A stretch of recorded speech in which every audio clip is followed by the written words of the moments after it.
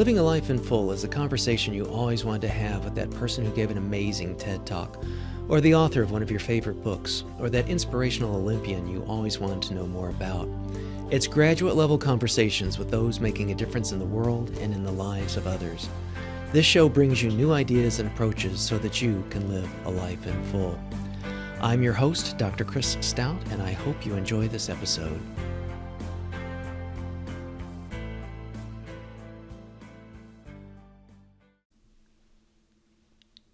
This episode is sponsored by our new video course, How to Publish in the New Millennium, from scientific journals to bestsellers. It's an asynchronous course offering, so you can watch it when it's convenient for your schedule. It's based on 8 video lessons and provides 3 hours of material with new concepts, stories, and examples, and it includes several attempts at humor. You'll learn about the best ways to submit a manuscript to a peer-reviewed journal, the mechanics of book contracting, what publishers are looking for, how to evaluate and negotiate a contract, royalties, advances, copyright, and ownership, why to never first submit a manuscript to a publisher, when you need an agent and when you don't, and the differences between publishers. You'll learn about ebooks, print on demand, Amazon's CreateSpace and KDP programs, and other non-traditional approaches to publishing, along with how to tell if a platform is of high quality or not.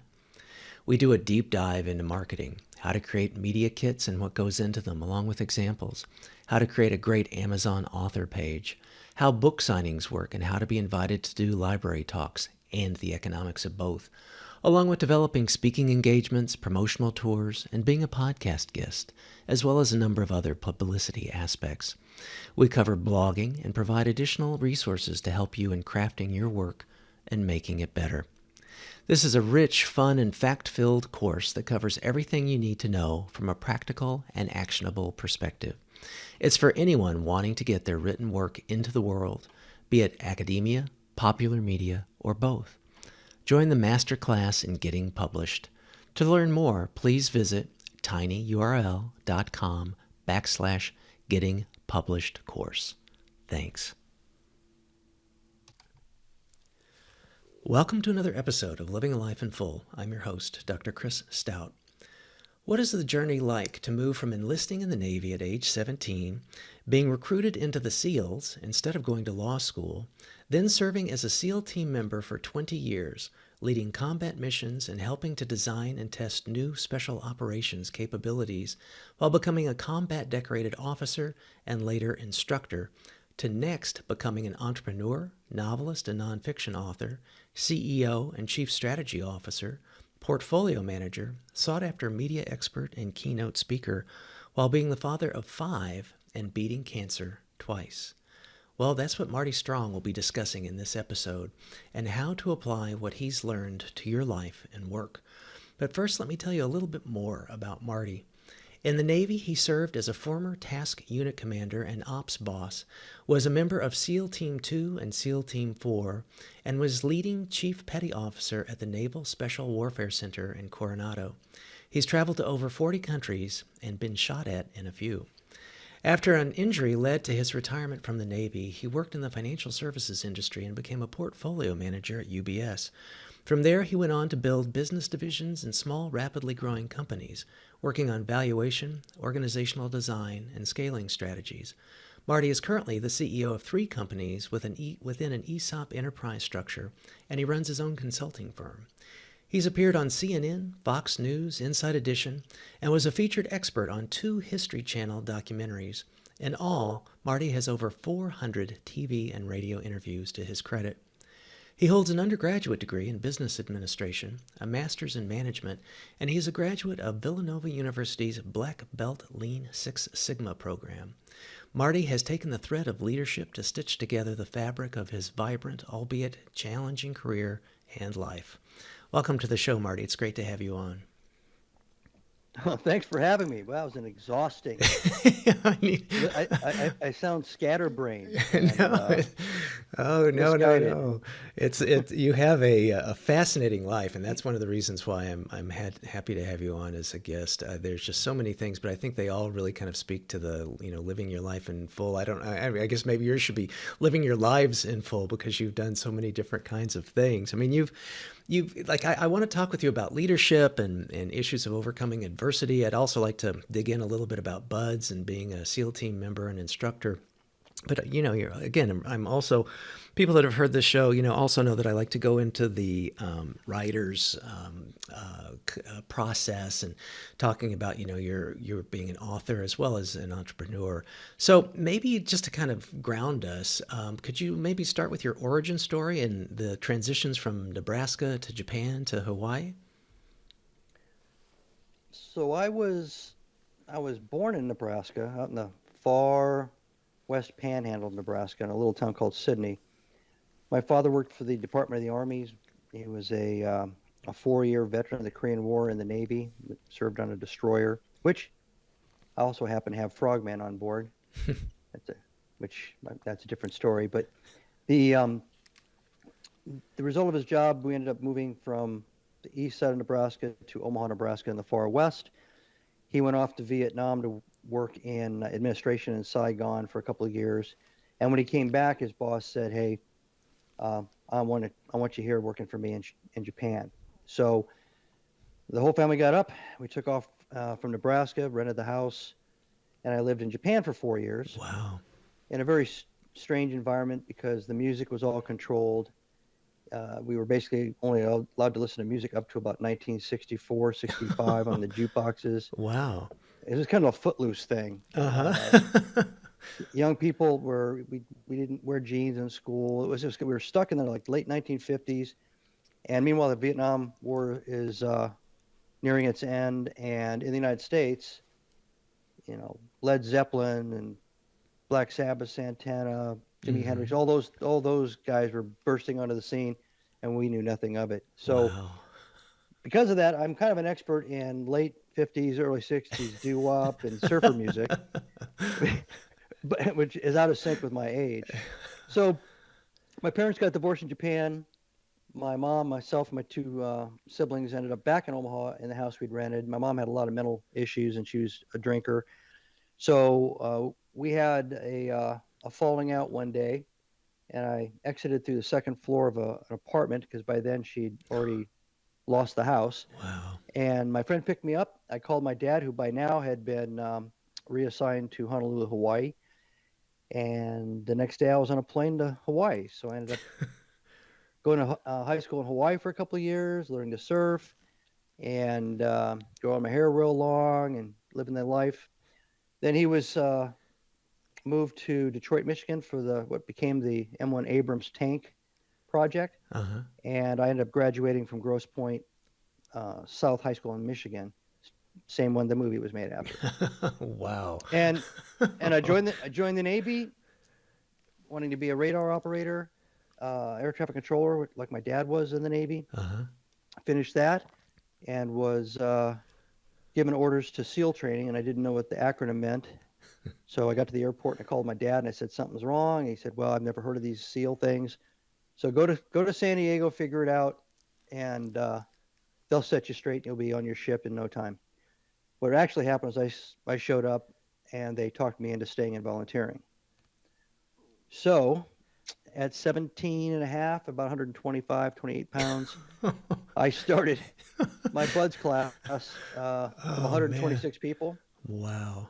and started bludgeoning my way through the 6 month process. Gosh, can you maybe unpack that for us? I mean, I think it's something that's maybe gotten more awareness. Probably when you went through it, knowing, like even yourself, what the heck is buds? What the heck is seals? They've become a little bit more, commonplace for people's awareness, but maybe not the specific. But can you step us through what buds was like for you?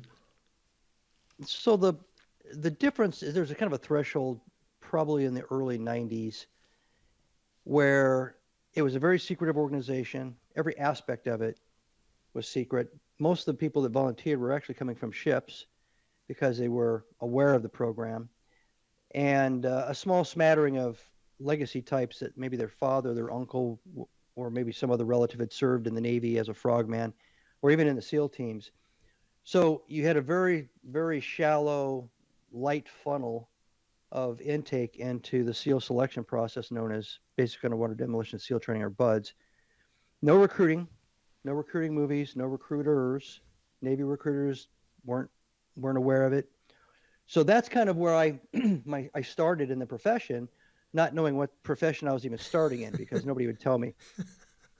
So that's a good thing. It's kind of a good thing and a bad thing. I think the good thing was I went in not eyes wide open, but basically 100% ignorant of what I was about to go through, as opposed to somebody nowadays, or say post mid 90s, who's seen movies and watched documentaries and they've gone through all kinds of people that if they just finished, but they quit before they started because their brain saw all this stimulation and all this information and said, yeah, I'm not that person in that movie. So the beginning is a couple of weeks of what they call pre-training. Our class was cut in half before we started Hell Week, which is kind of the infamous crucible. 5 days, little to no sleep. They feed you, by the way, all the way through, unlike Army Ranger School that uses starvation as kind of their crucible of Wow. Psychological conflict and whether I should stay here or not. In the BUDS course, it's about cold water and sleep deprivation, but they have to feed you because they can't do those other two things and not feed you. You just stop. Right. So you go through the first, say, 4 or 5 weeks. Hell Week shifted a couple of times. Usually it was the 5th week, 4th week, 6th week over the different decades. And at that time, we had half the class gone. So half the class had either quit, been hurt, and rolled out of the class. And that's a shock, especially if you're a young person. It's not the same as combat, but it's similar to a lot of movies like Saving Private Ryan or something where you start off with all the band of brothers, the buddies. You hit the beach, and then 20 minutes later, there's only 5 of you left. Wow. So Wow. you get to know all these people. You run everywhere with these people. There's 100 plus of you, and all of a sudden you get ready to start Hell Week. You look around, there's only 60. Wow. And then you get through Hell Week, and in our case, there was about 30. And of the 30, quite a few were injured and had to be rolled back. So we kind of made our way through the selection first 1/3 of the course, 1/3 of the 6-month period. And we're around 20 to 22 people out of the original class. And then we started getting some people that were injured and they were rolling into our class. So we eventually graduated with 24, but about anywhere from 18 to 20 originals from that 126 on day one. Gotcha. Are they, like you were probably 17, 18-ish at this point, so are they similar in age, or kind of what was the composition of your colleagues? They were actually, is about a 50-50 split because of the kind of the source method that I described earlier. They're coming from the ships. They're coming from the fleet. So Oh, I see. about half the class were probably in their early 20s, anywhere from 22 to 24. And the other half of the class were like me. They were 17 to 19. Once in a great while, you get somebody older than 24. When I ran that first phase as a senior enlisted before I became an officer, the oldest person ever to go through BUDS went through. So I got to see how he reacted. I think he was 29 or 30, maybe he was 30, and he looked like he was 60 by the time that time Hell Week was over. I can imagine. Jeez. I mean, if you're 17, you can bounce back pretty quick from a lot of things. Sleep deprivation, just exhaustion. But boy, when you start to get past about 28, your body just reacts biologically in a completely different way. It's kind of bizarre to watch and experience. Yeah. Wow. So then post BUDS, is it scuba navigation, or what happens after, for those that graduate, so to speak? What's next? Yeah, so again, they've changed the order of the second and third phase a couple of times. When I went through, it was dive phase, so you went through basic scuba. There's also some crucible events in there that they're basically testing your ability to handle stress underwater. They tie up your scuba gear. You're on the bottom. You have to untie it. You're a face mask that's blacked out so you can't see anything. God. So you've got to do it all by feel. Oh my And gosh. instructors are swarming on you. They're turning things off and disconnecting straps, and you've got to figure it all out. There's, you have to tread water with, back in my day, with 2 steel tanks on your back and without the fin. So you're treading water the traditional way. You got to keep your Oh, fingers pointed to the sky and your wrists out of the water, and it's a timed thing. And of course, those scuba tanks are heavy; they just want to drag you down. So there's a bunch of little things like that gee. that aren't about the learning part. But then you go through, diving physics, and you learn all about, how not to kill yourself breathing compressed air at depth.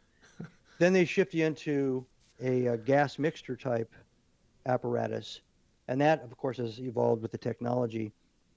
And in that case, you can dive without any bubbles being seen on the surface, which obviously has great tactical significance. If you're Mhm. right up against the edge of an enemy ship and you're about to put a bomb on it to blow it up, you don't want them looking down and, Mhm. what the It's all hell are those those bubbles. those bubbles for? Because usually right after that, a grenade comes right down the middle of the bubbles.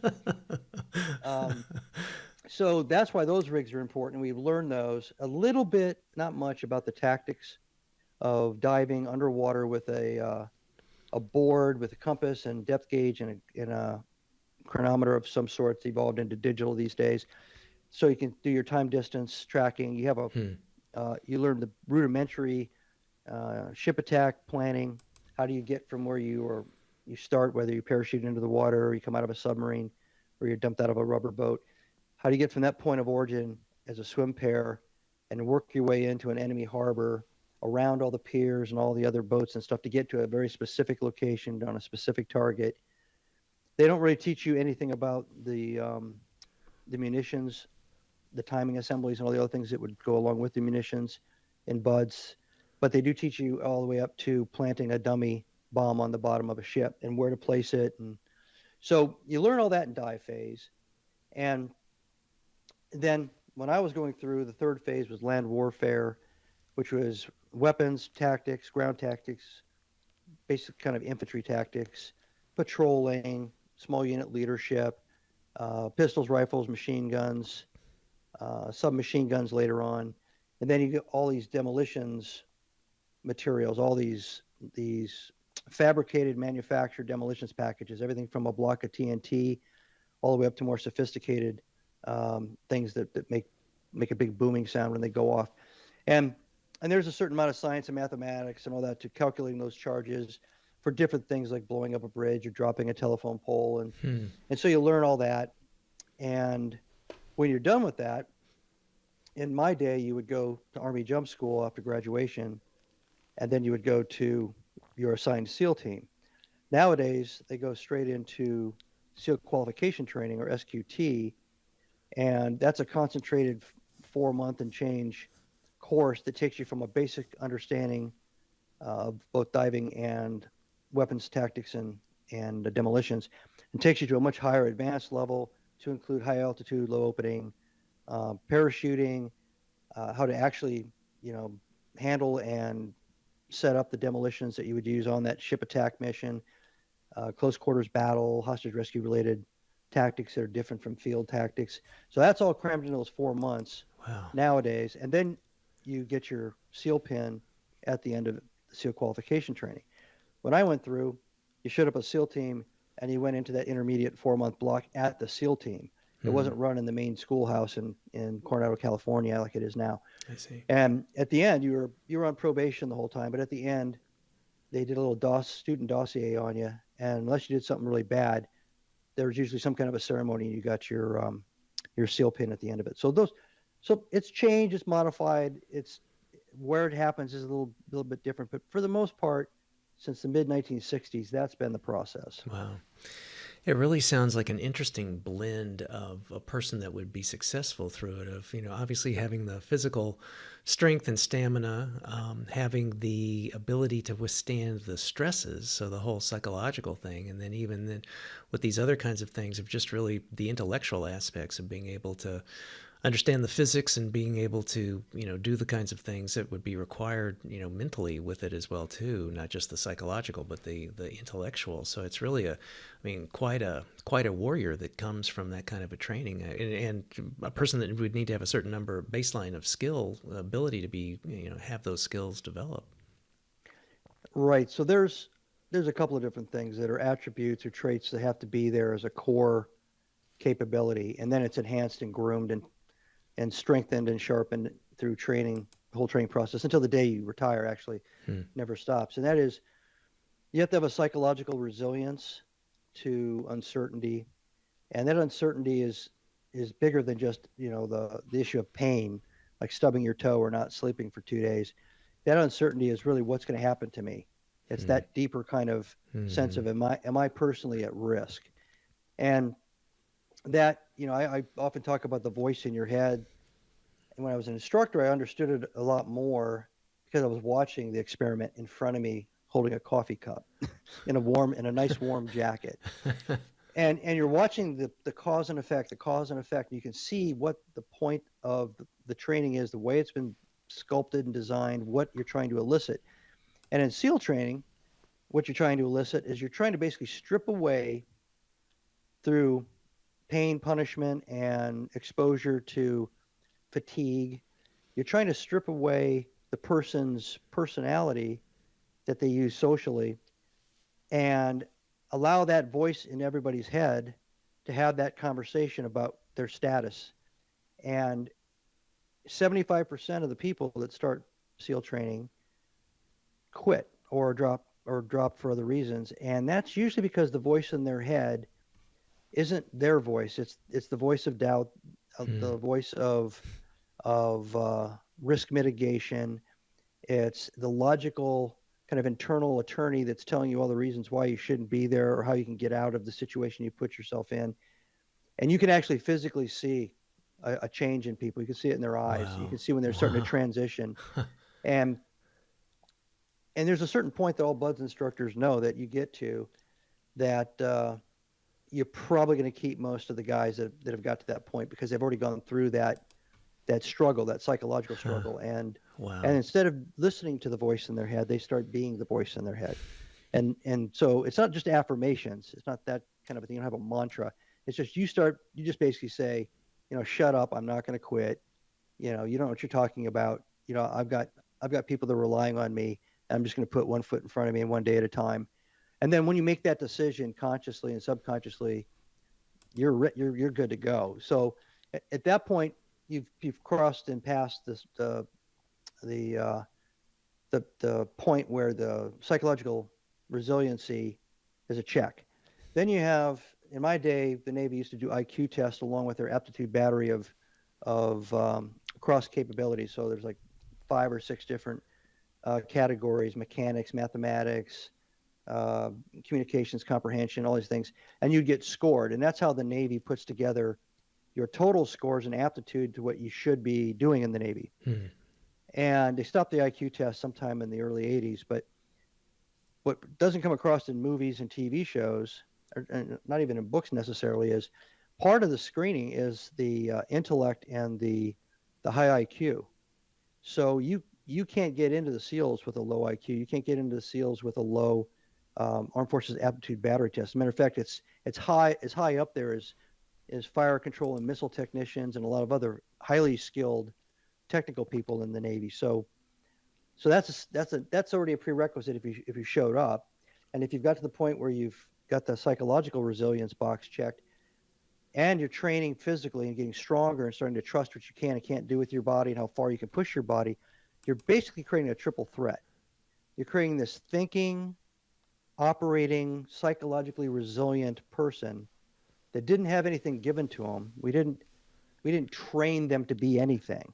They evolved slowly through the process and started to come to the realization of what their capabilities were. So it really amplifies their self-esteem and their understanding of self. And that's what you start with basically when they graduate BUDS. That's what shows up in the SEAL teams. Wow. Ready to be trained.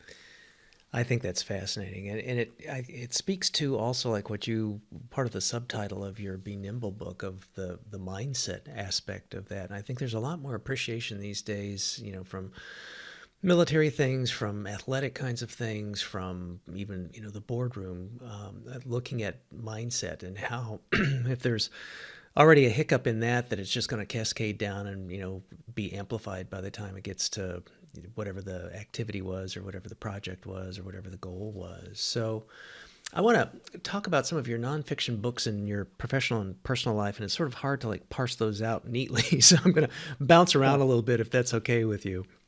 Yeah, that's fine. All right. So let's talk about your first nonfiction book. Here's what Don Mann, New York Times bestselling author of Inside SEAL Team 6, he's also an adventure racer and a retired SEAL himself, had to say about your first nonfiction book, Be Nimble, How the Creative Navy SEAL Mindset Wins on the Battlefield and in Business. It's the testimony of leadership and success written by a highly effective, well-respected Navy SEAL officer and world-class business leader.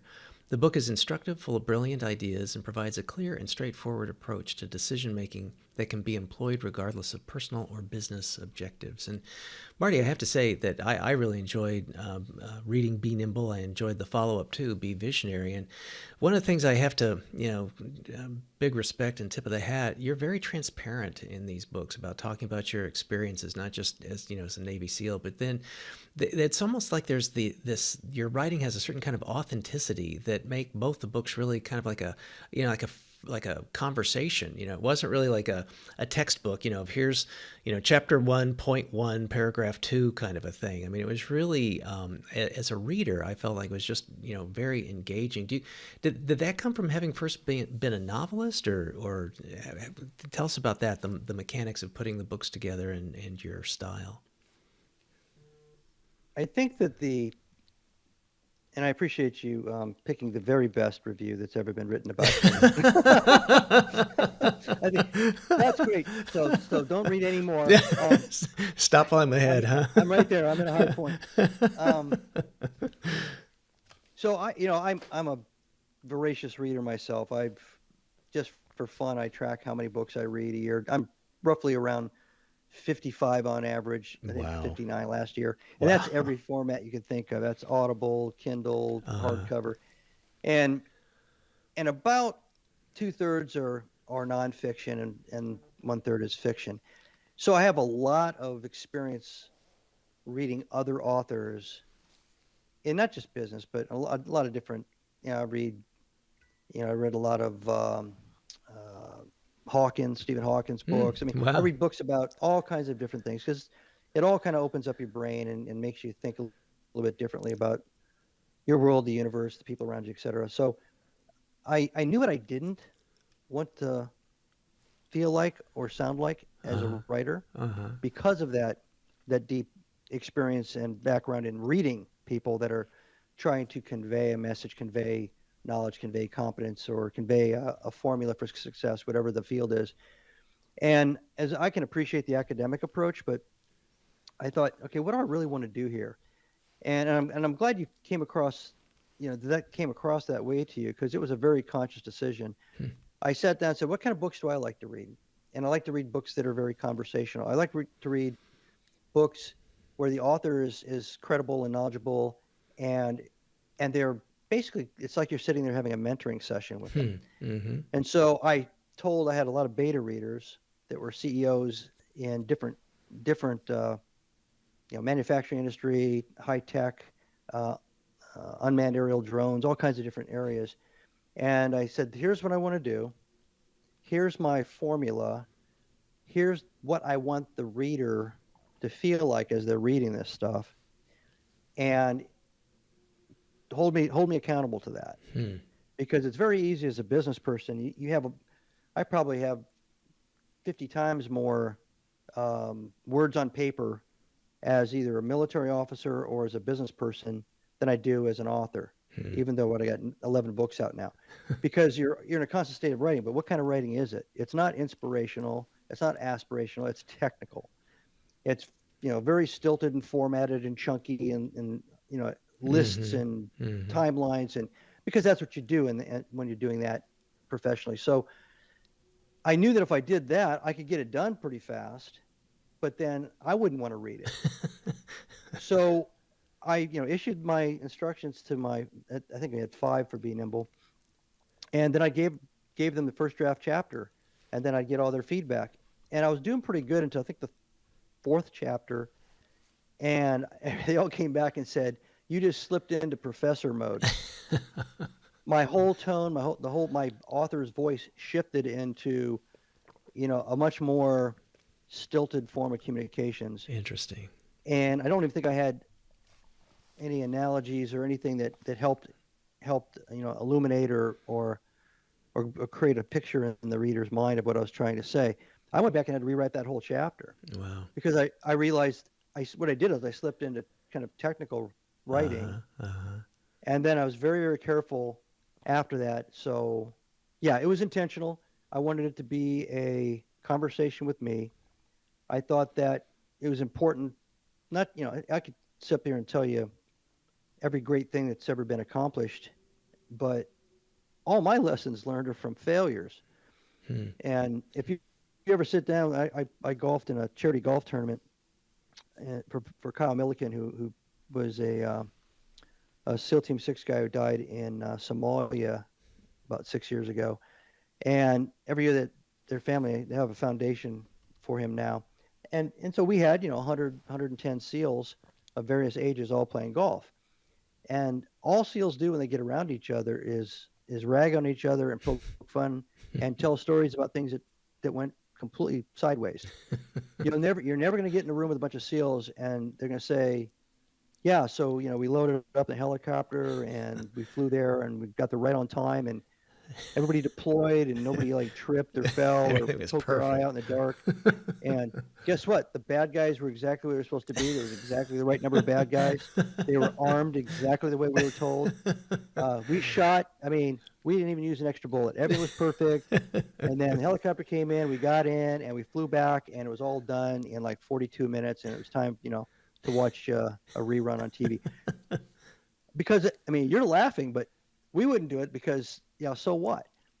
So what you want to hear is the helicopter inserted us and something got screwed up with the GPS antenna dome on the helicopter and they put us 40 miles across the desert away from where we were supposed to be put in. And so we spent the next 11 hours with 80 pounds on our back jogging in soft sand trying to get to the target. Jeez. That's the kind of stuff that happens all the time. Oh man. Right? Yeah. And business is no different. Business is exactly the same paradigm. Best laid plans, right? So you don't learn anything. You don't really learn anything from easy success. You learn things from failure. I don't have to be failure sounds like it's, catastrophic. It could be a small failure. It could be you realize you just didn't communicate the right way with somebody to motivate them or to get them over a morale hump. And as they're walking away, you knew you didn't hit the right button. Mm-hmm. It could be something that small. But if you accept it and you face it and you think about it, you can learn from it. Maybe the next time you want to make that same mistake. Is that part of the mindset that you had when you were writing it? Because you had noted somewhere that you almost titled Be Nimble instead of Be Nimble as Be Humble. Yes, I've kind of codified it over time in interviews and some written responses. I have kind of a 3-step process now, I think, that wasn't as clear in my mind when I wrote Be Nimble, much more clear when I wrote Be Visionary. And I'm also on a board of Best Robotics. So Best Robotics is a nonprofit that runs 29 different competitions. They're day and a half competitions, kids 6th through 12th grade. And I'm on the board, did pro bono strategic development with them last year, came on the board early this year, and trying to evaluate. It's actually where I'm going to a competition to judge it this Friday. Oh, fun. In Pittsburgh. So the interesting thing was I'm not an engineer. I'm not a technical expert. I don't know anything about software and hardware other than how to use it or break it. And I came in there and I said, well, I don't know how I can help. And the executive director had heard me on a podcast a year ago And then he read Be Nimble, and he says, you got to be on this board because you're not what everybody else is, because you're an asymmetrical objective input, and you're coming in completely, blind and deaf to what all of us have been saying over and over again for a long time, which is essentially what we know. So having a Navy SEAL non-technical person dumped in the middle of all these super smart technology people from Intel and Advanced Microsystems and Locomotion and Texas Instruments, I was a little intimidated. Actually, I was a lot intimidated. I thought they're going to ask me, SAT questions relating to robotics or something. Quiz at But the end. yeah, but what it came down to was they were trying to figure out what makes their event so successful from the standpoint of these kids moving on in life and getting into technology, and what what element inspired them. What was the secret sauce? What was the lightning in the bottle? And so I spent a lot of time interviewing everybody because I didn't know. I'd never been to one of the competitions. Hmm. And because I was an outsider, maybe because I was a writer, I was able to start to codify what they were doing, kind of a crucible of creativity. And a lot of it was a lot like the way the SEALs practice mission planning. Everybody gets into the room, everybody has a voice. Rank is not, doesn't mean anything until you run out of time, and rank has to make a decision. The most junior person in the room can come up with the idea that makes the whole mission make sense and work. And so rank isn't a part of it, and even experience, because experience is an inhibitor at a certain point in creative development. So being humble is the first step. I call it intellectual humility. Not my term; it's been out there. So if you practice intellectual humility, you basically walk into each situation with a clear mind, and you don't have any preconceived notions, which sets you up for the next thing, which is intellectual curiosity. I said before, I read Stephen Hawking's. I'm actually, when I get on the Peloton, I watch different stuff, and I'm watching one on Infinity, on a Netflix special on Infinity, listening to all these PhDs talk about wormholes and string theory and all this stuff. Okay, what's that got to do with my life? Nothing. That's why I'm listening to it, because it's something it's missing, something I don't know, something that I don't understand. It's something that might have kind of a asymmetrical or tangential impact on what I'm looking at in life. So that's why you listen to everybody in a SEAL planning session, because the young guy who hasn't been there or hasn't done that might be the guy who comes up with the insight or the innovative way to do the job, where the older guy with 10 years of being a SEAL won't see that because he's got so much rote memory of the formula and the football plays, he can't see it. He just can't see it. Wow. So the same thing that's happening in the robotics crucible of creativity. And to me, that's a very interesting world. And it all starts with that intellectual humility, which is why I almost named Being Nimble, Be Humble. That's great. Wow. I think that's hard too. I mean, there's plenty of people that don't have the level of bona fides that you have in all the different areas that you have, that, just are filled with hubris, that just, feel like, every time at bat's going to be a home run, and, their way or the highway kind of a thing. So it's nice to hear that operationalized in a way that's beneficial to the task at hand. I really like that. And I think that kind of comes through certainly in the Be Nimble book. You also talk about like a perspective, or maybe it's a mindset issue as well too, around how people view adversity. Can you talk a little bit more about that, of how you dealt with that in the book and life as well? I think it's an important component to both be nimble and be visionary, because I think it's an important concept related to human nature. Mm-hmm. I think there's more, and there's a lot of science behind this. There's much more brain power applied to risk mitigation than there is to opportunity seeking. And if the risk of going to the edge of your camp 20,000 years ago to find food was greater than your hunger, you just stayed hungry. Hmm. That was kind of the way we all started out. And there's not a lot different. So when you look at the literature that's out there, when you look at planning processes, and you watch TV watch TV for at least 4 or 5 commercials, and think about what the commercials are addressing and what their assumption is. Their assumption is that you're trying to avoid a risk. You're trying Hmm. to avoid being overweight. You're trying to Hmm. avoid having pain because of an ailment. You're trying to avoid losing your house without insurance. You're trying to avoid, it's basically risk mitigation is the way Hmm. you sell. And the way you get people to turn on that older part of their brain is you create fear related to the risk. The greater the fear, the more the risk, the more likely they're going to do whatever it takes to avoid and mitigate the risk. So we're even more and more not traditionally, but we're more and more conditioned than ever before by the bombardment of these things to help alleviate and relieve us from the pain of risk. And then you can watch for the next 2 weeks and try to find anything that comes up on TV as a commercial that's telling you to take a risk, that's telling you to do something new, take a shot, quit your job and try being a ceramics person and sell your pots.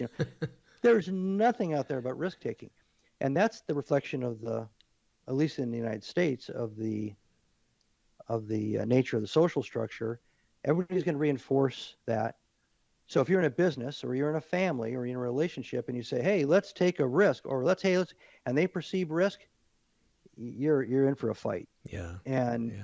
that risk, whether you call it adversity, um, that's part of the concern of the risk. So if they've gone through something in the past and they have a bad memory of, a change in a company that caused some people to lose their job, or maybe a cut in pay, or a change in their positional authority, their titles, they'll see all change related to that particular experience as a negative, and they'll see that as adversity that should be avoided, that risk that should be avoided at all costs.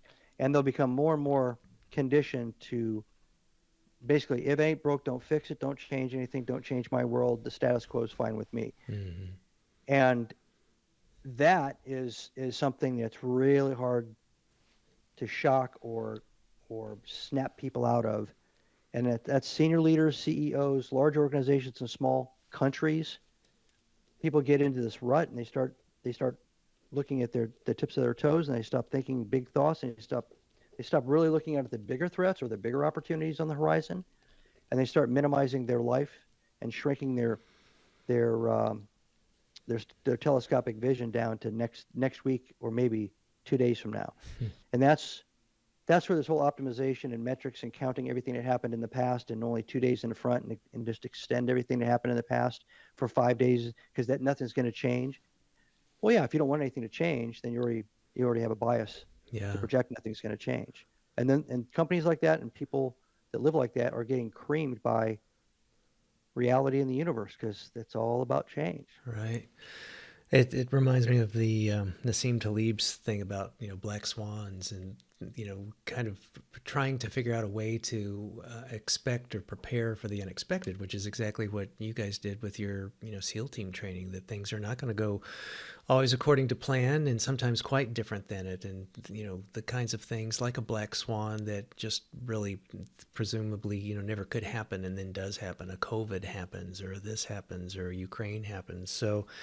And I think it's interesting too. There seems to be more in the literature, in this ilk. I can't remember the authors' names off the top of my head, but there's like one that's about the comfort crisis. That we've all become a little too cushy and too out to lunch, so to speak, because we just seek comfort rather than seeking challenges or seeking growthful opportunities. And there's another book, I think it came out a year or so ago, like called like Do Hard Things, and the benefit that those kinds of things can have for people. And I think that gets back to your point as well too, of these being able to you know, um, be prepared for what can come, and being able to presume that adversity, is going to be there, and it's not just always going to be like the commercials you said of just always, risk mitigation kinds of things. What can we do, to develop ourselves and to, get out of that kind of mindset? So you also talk about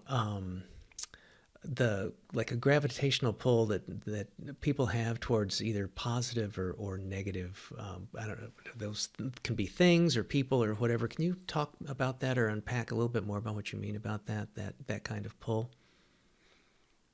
Well, it goes back to being a student of human nature, and part of the it's easy to say it when you're my age, but when you watch people or you've been affected by people, of course you are a person, and the longer you do it, the more you start to see certain standard behaviors.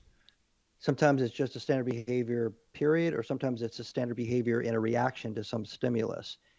And then you also see that there's a smaller population, maybe a handful, that don't act the way the majority do when presented with the same stimulus.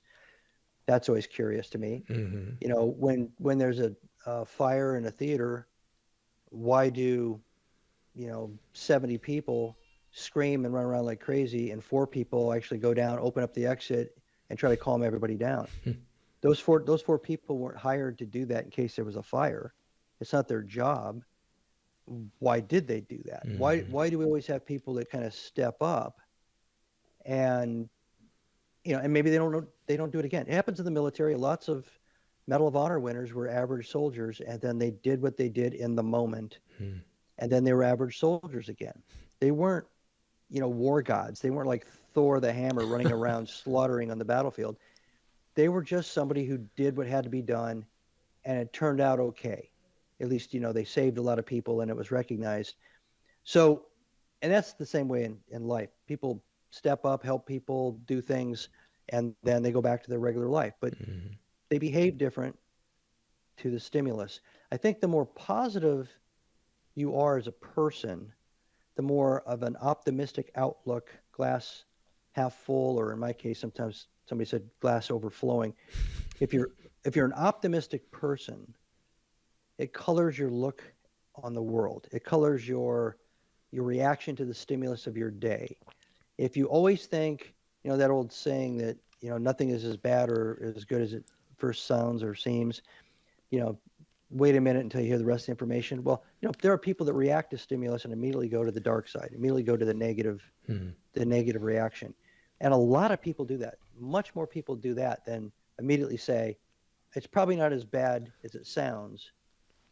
And I know we have people that can handle this. Let me get some more, and the team will take care of it. See, that's a Yeah. positive way to look at Yeah. it, even if it's a negative event. Mm-hmm. Not a chicken Yeah. So little, the sky is falling at the first hiccup. yeah. So you roll your sleeves up, you gather in front of a whiteboard, you say, okay, everything's changed. Global pandemic. We got to reinvent the company. We got to reimagine what we are. We got to figure out how we're going to do this with the people we have, the money we have, the buildings we have, the facilities we have. Let's go. Who's got some ideas? Forget all the rules, forget what we were before, forget the org chart. Let's see what we need to do now in this new normal. And negative people aren't going to have that. That's not a scene from the Negative movie.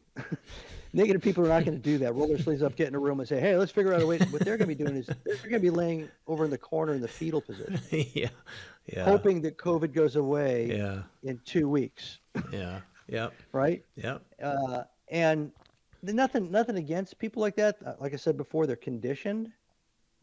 The kind of robust American spirit, the people that came from all these other countries that risked their lives to get to the United States. So right off the bat, right, they're different. They're a different breed. Mm-hmm.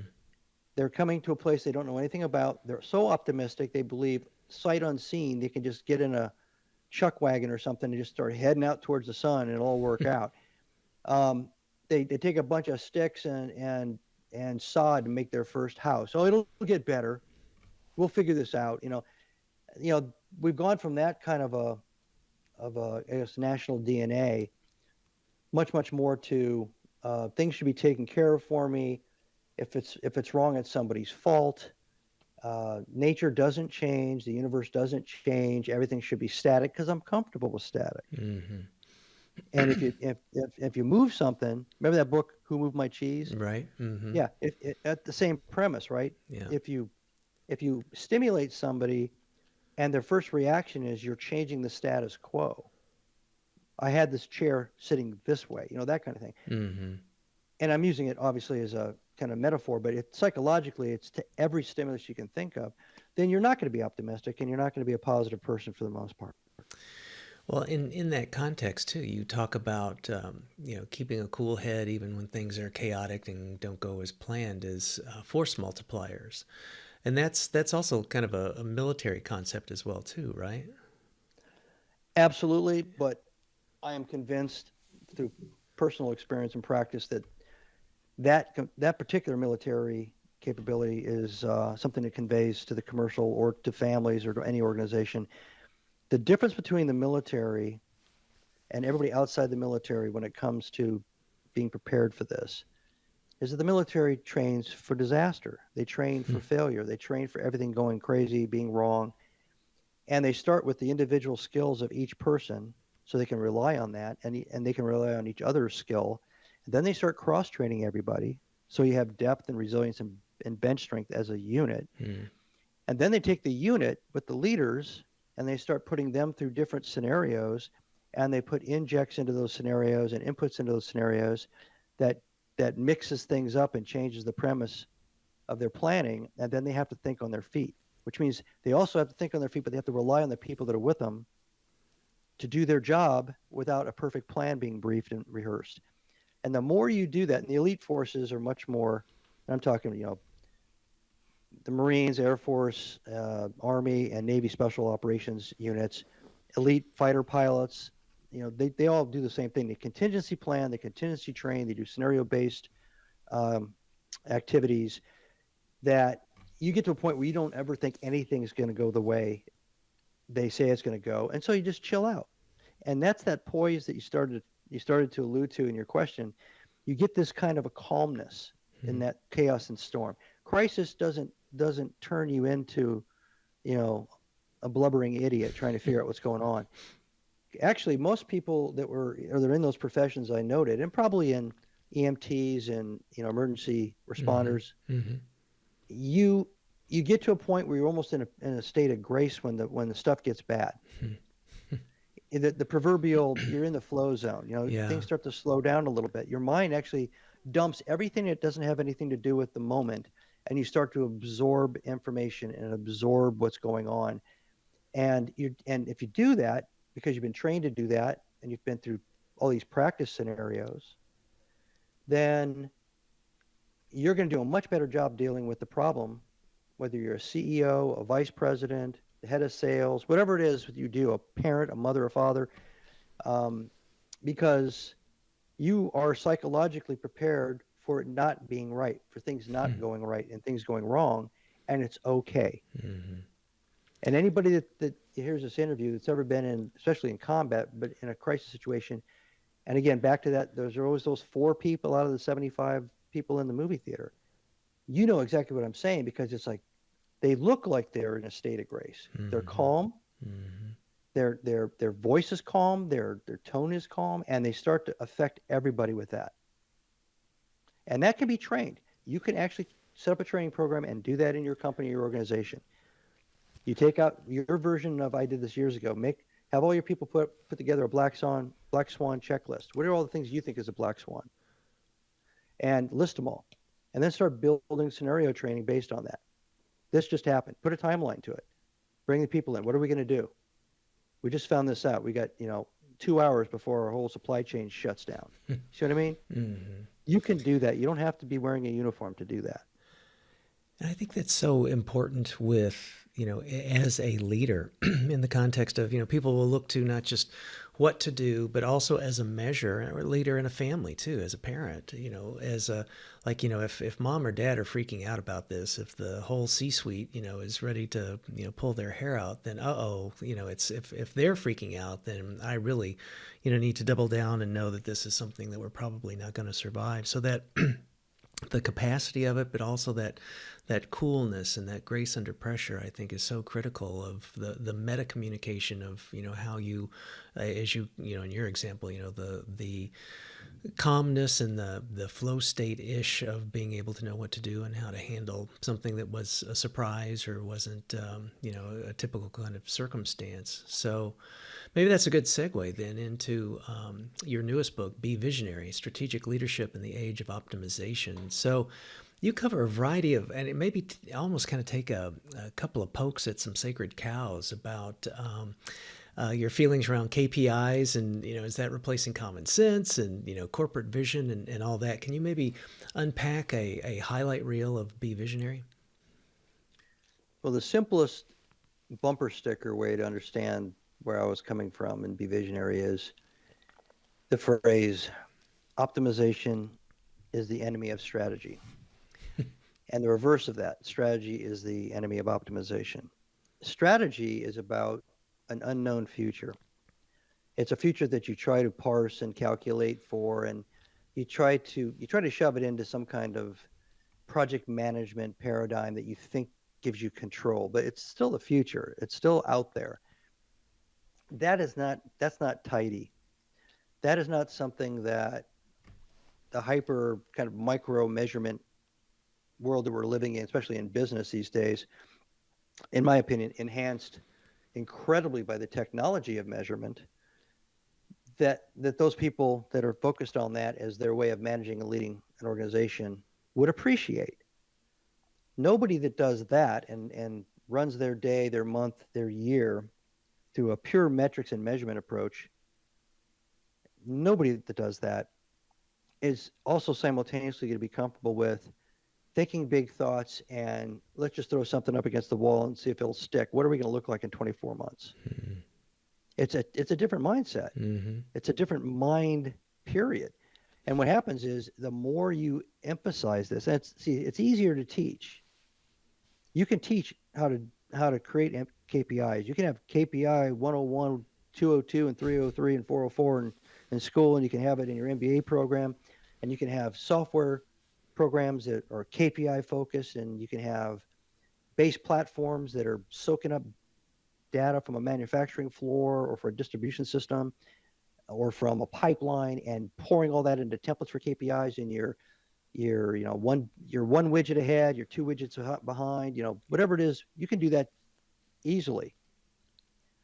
What you can't do is teach people how to use judgment, wisdom, and to think about the future.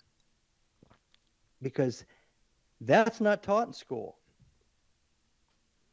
There's almost no leadership, the way I define it, which is dealing with the unknown instead of managing the known. Managing to me is managing the systems, processes, policies, procedures, and the talent, the way the talent came to you by resume, to standard, to specs. And if something breaks, whatever, you have a manual and you fix it. Mm-hmm. You drop some oil, you do what you have to do. It's all very, very controlled and managed and thought out. And that's what managers do. Leading is when all that starts to fall apart, whether for internal reasons, it could be an internal reason where you decide to do something like we're going to double the size of the company, or we're going to double the number of widgets we're going to make, and then all the systems and process and policies and talent that were designed for half of that goal fall apart. Mm-hmm. Or it could be an external thing. It could be a competitor that's eating your lunch, a competitor that's kind of redesigned the way they're doing the work. Like say they went and got all gigged out. There's only 4 full-time employees now, and you've got 200 full-time employees, and so they can cut their costs, and they're killing you, right? Or it could be something like a pandemic, or it could be an economic downturn like a recession. So all those things are out there, and they're going to happen to that super optimized KPR crazy organization. But they're not going to see it, because what they're doing is they're basically becoming experts or historians. They're experts in what happened to incredible detail, right? Mm-hmm. So if you think of like there's 2 different conference rooms, and in one room you've got somebody who's your classic. It's been about 10, 15 years that this has been a mantra of advanced business thought, replacing strategy and vision with metrics. And in the other room you have somebody who's thinking strategically and visionary. If you went into those 2 rooms, you wouldn't realize that those companies are trying to achieve the same thing. They're trying to grow, they're trying to survive, and they're trying to be relevant in the marketplace. And maybe they have a higher social objective of delivering something of value in a different way, 3-dimensional value, et cetera, to a certain population or whatever. Yet in one room, if you were a big thinker strategist, you'd say, well, okay, so when are we going to get to what's going to happen next week or next month? And they'd never get there, because all they're going to do is they're going to say everything that's ever happened is going to happen again and again and again. It's a linear projection. In the other room, if you were somebody who was from the optimization camp, you'd say, when the hell are they ever going to use actual numbers and measure something to confirm any of this is real? So the book basically tries to juxtapose and then balance what you need in an organization. You need both. But I put the kind of the horse in front of the cart. I say you have to have the visionary, strategic plan concept as a goal and objective, whether it's to avoid a threat down the road or to seize an opportunity. And then you create the operational campaign plan and all the optimization metrics and everything as the tail to that, not the other way around. So like you also talk in the book a lot about the leader's, confidence and charisma and the visionary aspect that you've just been mentioning too. Are those trainable, learnable kinds of things, or is it just that's the table stakes for someone coming into being a successful leader? The hardest thing is the charisma part. I think, Hollywood spends a lot of money looking at brand new actors and actresses trying to see if they have that it thing. Uh-huh. And the it thing is usually the charisma. It's something that you hear phrases like the camera loves her or him Mm-hmm. because there's a spark or there's a twinkle or there's something. To me, that's what charisma is. It's hard to have natural charisma. Excuse me, it's hard to achieve charisma, and it's easy if you have it and you were born with it. And I put it in there because charisma is one of those things I think you should strive to attain, even if you didn't have it genetically, even if it wasn't part of your say DNA by the time you were 20 years old. The reason for it is because charisma has a lot to do with the way leadership is perceived by those that are following the leaders. It's confidence is, to me, different than charisma. And we talked about poise earlier. So if you have confidence and wisdom and judgment, you're probably going to be perceived as poised, but you may not be charismatic. I mean, yeah, I get it. Yeah. You may be standing there like a dud in the middle of the storm, saying all the right things and making all the right calls and everything, but nobody would think that you should be a lead in a Netflix show, But the thing about charisma that it kind of helps inform on the morale side is that if you have those other things, if you're confident and you're wise and you have judgment, and because of whether experience or training, repetitive scenario type training, or actually living the scenarios, you have the poise. Having some charisma is like a force multiplier because you can move through the audience, you can move through the company, you can move through the organization, you can stand in front of people, and it's just that extra little spark that says this person is switched on and having a good time even in the worst of times. And that is like a little extra icing on the cake when it comes to being able to lead people that are worried and concerned about what's going on. Yeah. Yeah, it gets back to that earlier point to see how, the leader, the mom and dad, whoever it is dealing with that surprise stress. So, and I also just want to say one other thing about your writing and your books, and then I want to shift into a couple of other maybe quick questions if you have time. So I believe when doing research on you, I found that all of the proceeds of your novels go to the SEAL Veterans Foundation. Do I have my facts straight on that? Yes. That's awesome. The 9 novels, yeah. Yeah, tip of the hat. That's really I think that speaks to kind of your ethos, Marty, and doesn't surprise me one bit. So if you're good for time, I kind of want to talk a little bit more about how you've spent your life dealing with challenges and how one can learn from that in terms of anticipating these crises or black swans or whatever, leading through chaos as well too. So, by my math, you've succeeded in at least 3 professions so far, and you ain't done yet. You dealt with your mom's illness. You've lost a son. You've had cancer twice. Does kryptonite affect you, Marty, or how does someone go through the kinds of things that you've done, and what are some of the things that people in the audience might be able to use and apply? Well, I think I had the wellness chapter in Be Nimble. There's a important part of kind of a pillar of being able to do all the things we've talked about so far, and that's your health. So there's kind of 2 aspects of health. There's health and there's fitness. So health is that you're not going to die or you don't have a disease, and you're not taking a bunch of pills because you have a disease or going to have a disease if you don't take the pills. Fitness is your ability to, I guess, exercise your physical body moving through, space and time without being or becoming fatigued. So, so fitness to me is important because if you're a leader or you're a business owner or you're a founder, starting a company or you're a parent, if you don't have fitness as part of your foundation, you are going to run into moments where you burn out way before you could have burned out or you should have burned out. Mm-hmm.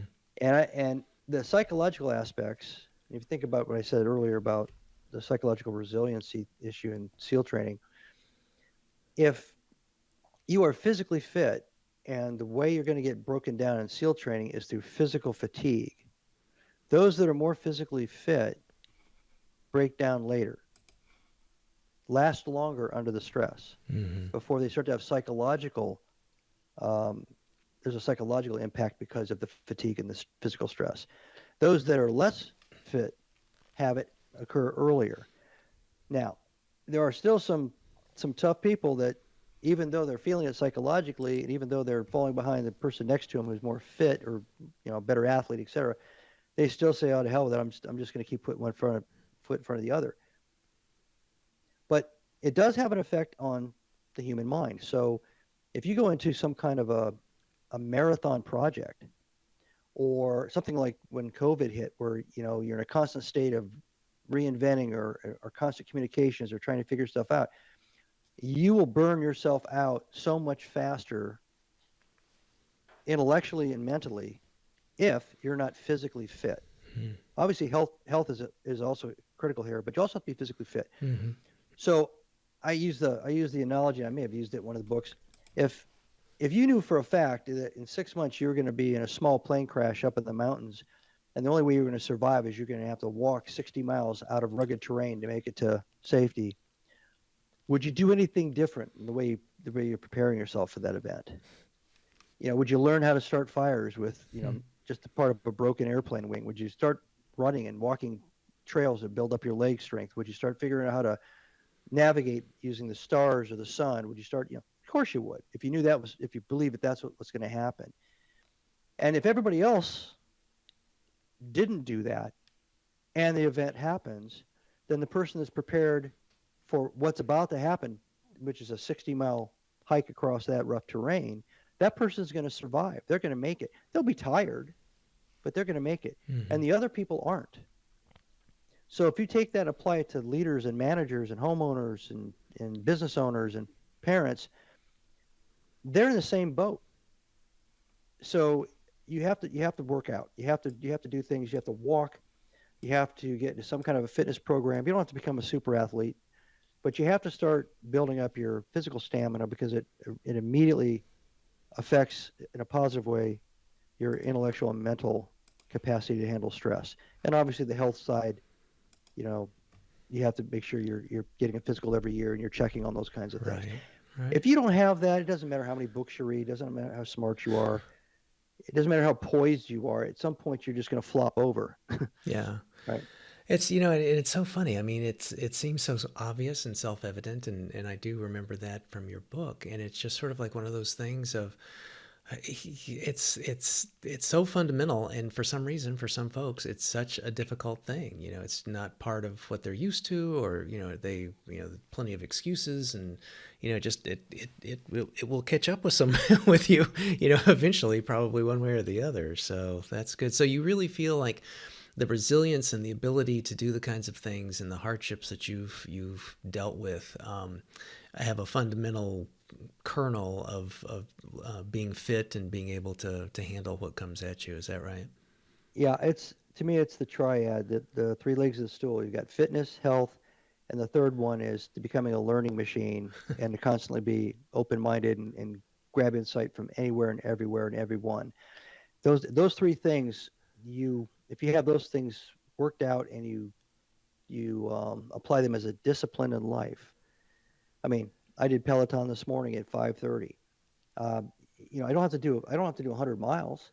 I just have to be consistent. I have to be Mm-hmm. consistent in my study habits. I have to be consistent in listening and watching thinkers that have nothing to do with my background or my past experience or knowledge, so that I can keep having my my brain cells surprised and blown open with new ideas and concepts. Yeah. And I have to make sure that I'm not sick, or I'm going to get sick, or I've got to make sure that I'm healthy.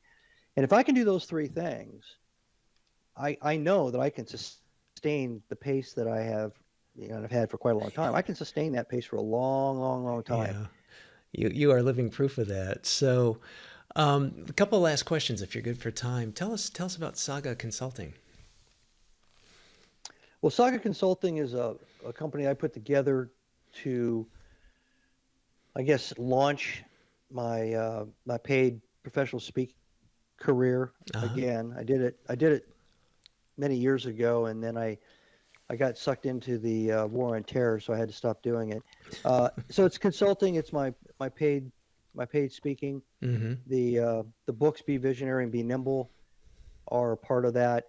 At some point in time, I'll convert those two books into online learning courses, and I have some other ideas of things I want to do. But my next act, so to speak, is to do those things because I love writing, both fiction and nonfiction. I like talking to people about the things I believe in, Mm-hmm. and I like helping people if I can help them see the light a little bit, which is where the consulting, coaching, mentoring kind of comes in. And I basically in 2017, I wrote down, after I read Tim Ferriss's book, The 4 Hour Work Week, I wrote down what would I like to do with my life? What are the, Hmm. one, two, or three things? Mm-hmm. And those were the three things. Okay. I don't want to have to talk to HR or lawyers anymore. I don't want to manage tons of people. I don't want to have to, you know, suffer the ups and downs of business Yeah. startups, Yeah. and I don't want to deal with boards as a CEO anymore. I just want to do this other thing. So I started writing Be Nimble as the first step, and I just kept advancing that to eventually, create Saga Consulting, and there I am talking to you because of that. Well, that's so awesome. So, be nimble, be visionary. Are you still got more ideas for a third nonfiction, or are you going to lean back into the fiction stories, or kind of or where are you in your writing journey these days? I guess. I've got a lot of ideas. I'm I so have surprised, Marty. I have I also come up with movie titles and book titles. I'll write them down. All kinds of weird stuff. It's almost like a poetry flash where it's like a real cool combination of something. Uh-huh. Um, the On the fiction side, I think I'm going to, so I did 5 books in the Seals. That fifth book, Kandahar Moon, came out June of this year, and all of them are that one's the last one, and the first 4 are in Audible too. So those books are fun, but I'm ending that because at some point it's like taking the same character to the prom for 10 years in a row. You just kind of get burned out with what am I going to do with this person? And Yeah. I have a lot Yeah. of empathy for writers that get sucked into characters, or whether it's a TV show or whatever, you know, because you want to try something fresh and new. Yeah. And the Time Warrior sagas, which is the time travel science fiction series, I stopped at 4 books, and now I think what I'm going to do is I'm trying to make a decision. I haven't made it yet, Chris.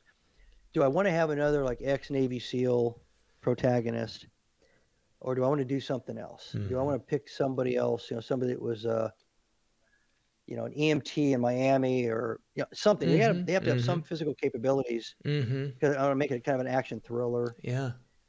I've got a lot of ideas along those lines. That's great. Well, I can't wait. So, Marty, this has been great. I really appreciate your time and your insights today. I've been so looking forward to this. So, for the audience, we'll put this in the show notes and whatnot as well too. But what are the best ways to get your books, learn more about you, connect, follow you, etc.? Sure. So all my fiction books are on Amazon under ML Strong. That's my pen name for my novels. And my nonfiction books I write under Marty Strong. They're also on Amazon. But if you go to martystrongbenimble.com, you'll get links to interviews, all my books, kind of a pass-through portal to Amazon from there, and a lot of excerpts from things. And that's Great. that's really kind of the hub. martystrongbnimble.com. Okay, great. We'll get that in the show notes then too. So, well, again, I can't wait to see what comes next. I've just been so looking forward to this kind of conversation. It's just been so helpful. I enjoy your books, enjoy your content. So, thank you again, Marty. I really appreciate having you on today. Well, thanks for having me, Chris. I've enjoyed it.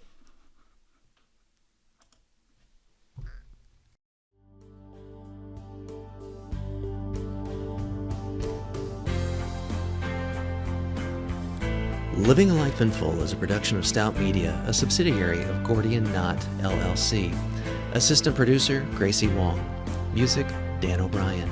Executive producer and host, Dr. Chris Stout. To learn more, stop by our website at Life in Full for show notes. And please recommend us to your friends and subscribe on your favorite platform.